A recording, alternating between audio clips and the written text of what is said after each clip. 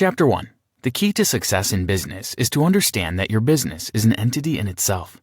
So many entrepreneurs run from pillar to post trying to kickstart their new business or revive a dying organization.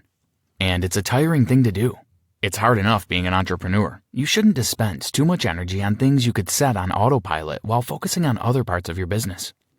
The most successful business leaders are the ones who execute well and know how to bring focus, accountability, and discipline to their organization. You don't have to focus on everything to make your business grow.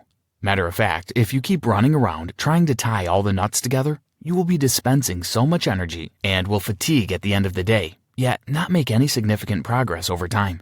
You can now see why a smart executive working 40 hours a week could very well be outperforming his counterpart in another organization who is working twice the number of hours. On the surface, it looks like there are many nuts you have to tie to make your business grow sustainably. But when you take a deep and critical wide-angle view, there are only 6 areas of your business that you need to focus on. They are vision, people, data, issues, process, traction. All 6 components make up the Entrepreneurial Operation System, EOS. And the aim of this summary is to give you actionable tidbits on how you can make all 6 components work in your favor. By the end of this summary, you will be armed with the knowledge you need to take your business to the height you've always imagined for it. Let's start right away. Chapter 2. Vision is the first component to give attention. Vision is a quick picture, an overview if you like, of what your organization represents, what it's all about, where it is going, and how it's going to get there. Vision is what births businesses, so every entrepreneur first had a vision before they went into business. The problem often is that only the entrepreneur has the big picture because he or she didn't make it plain for everyone in the organization. Without adequate knowledge of the organization's vision, it becomes impossible for employees and board members to work towards making it a reality. The goal of clearly communicating your vision is so that everyone on your team can see why and how they fit into your organization. Below are questions designed as part of the entrepreneurial operating system to help you gain clarity of your vision. What are your core values? This refers to the principles upon which you run your organization. Core values are usually less than 10 for most organizations. List out all of your organization's core values and make them plain so you can easily communicate them to your employees when the time comes. What is your core focus?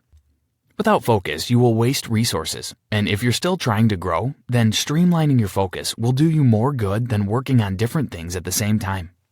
What is your 10-year target? Successful people and organizations are known to set lofty long-term goals, which they commit themselves to actualizing. A 10-year target gives your business a long-term direction. This is something you must do if your desire is to build a business that will outlive you. Examples of 10-year targets might be 20 million in revenue with 15% net income, 10% of the target market, etc. Make your targets simple and straightforward, nothing complicated. It may take several board meetings before you arrive at a target everyone is comfortable with, but that's okay. It's all for the good of the company. And in fact, the more actively involved your team is in coming up with a target, the more their commitment to actualizing it. What is your marketing strategy? Any effective marketing strategy should be based on the following: your target market, your unique selling points, your proven process, and your guarantee to your customers. Other relevant questions to ask when creating your vision are: what is our 3-year picture? What is our 1-year plan? What are our quarterly rocks? And what are our issues? Take the time to carefully answer these questions with your leadership team. Chapter 3. Your organization will not make progress if the right people are not occupying the right seats. Successful leaders in all spheres of life have this thing in common. They attribute their success to being surrounded by the right people. In other words, without the right people, they wouldn't have been successful. Have you ever wondered why? The reason is very obvious. An organization is very much like an organism. For an organism to function effectively, it needs all parts of its body to be individually effective. It's this effectiveness that results in interdependence, which makes the organism function at its best. In business, you're not alone. You can't possibly run the entire organization all by yourself, so you need people who will be competent in their respective departments. For instance, if the man in sales and marketing is doing a good job, while the lady in operations isn't performing her best, the organization will be crippled. No business leader wants that.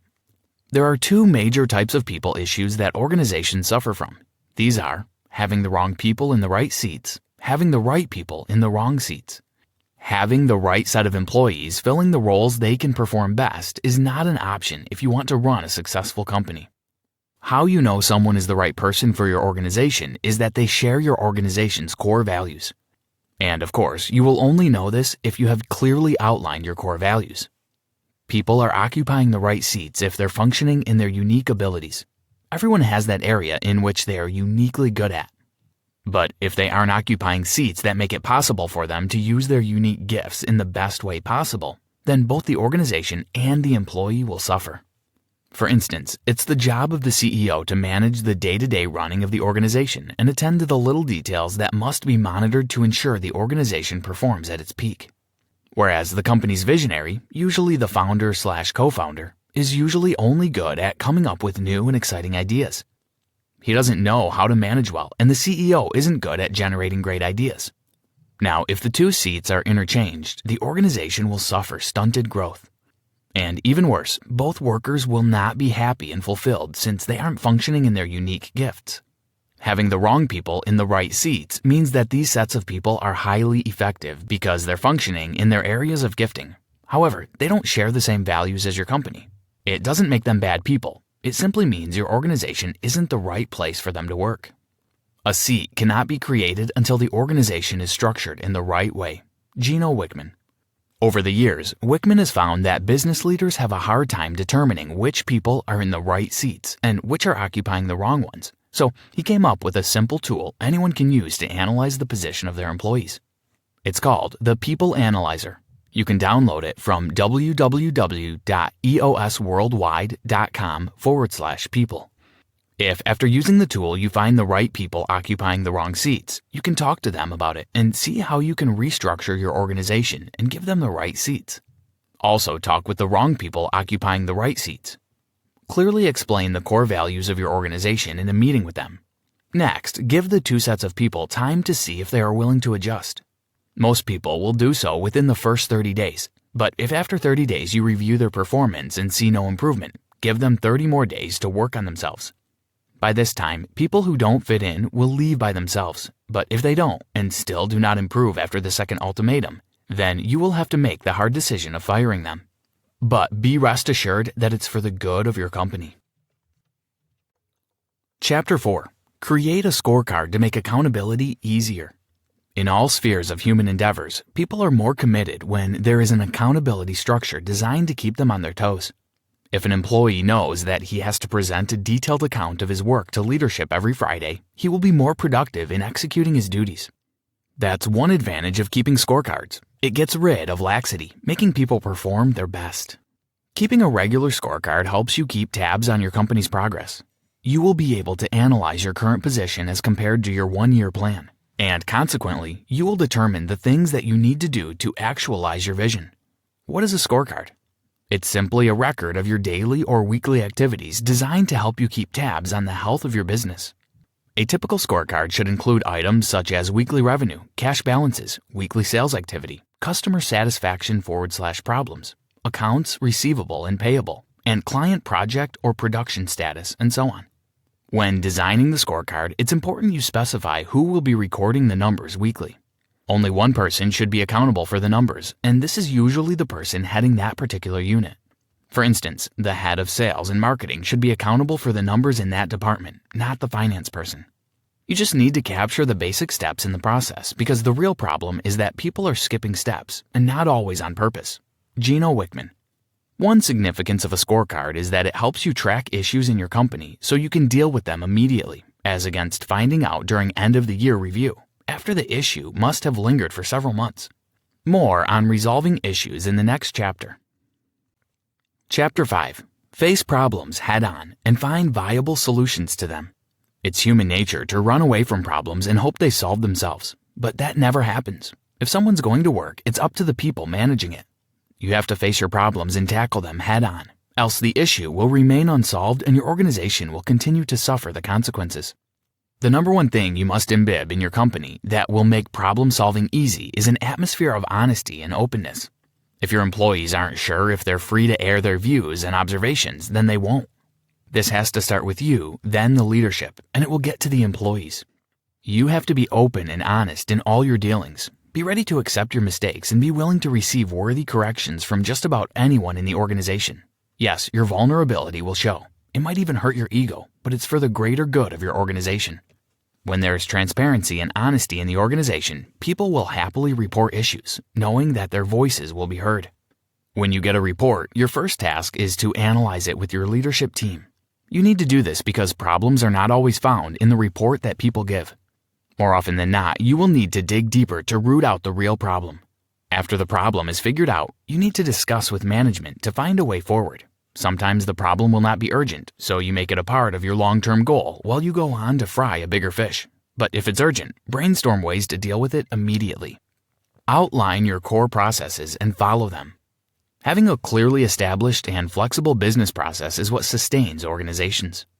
Every business runs on a process, only that some organizations do not have their processes fully documented, so they just dabble in and out of the ones that seem to work.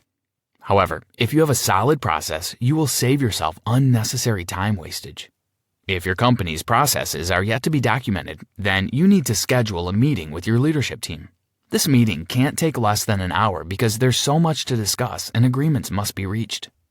In the meeting, discuss the processes you will use for HR, marketing, sales, operations, accounting, customer relations, etc. Processes differ from organization to organization, so don't be surprised that your processes are unique to you. Bottom line is that you come up with processes that will move your company forward. When you're done drafting out your processes, document them and ensure every department in your organization follows their own process. Of course, you can review your processes quarterly, every 6 months, or annually to see if you will need to make adjustments. Chapter 6. Action is the lifeblood of every plan or strategy. There are 2 parts to gaining traction. The first is all the 5 points outlined in the previous chapters, while the second is to take action. Both are mutually inclusive.